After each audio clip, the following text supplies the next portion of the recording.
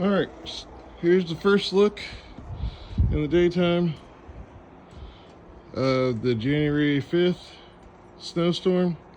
Believe it or not, I did already snowblow all of this last night. And as you can see, looks like I haven't done a damn thing. But this is the before, so we'll see what it looks like after it's all done again. Alright, and just like that, we are cleared. I even did my neighbor next door because she lent me the snowblower last year and I've been taking care of it for her. And I did my due diligence by going all the way down as well.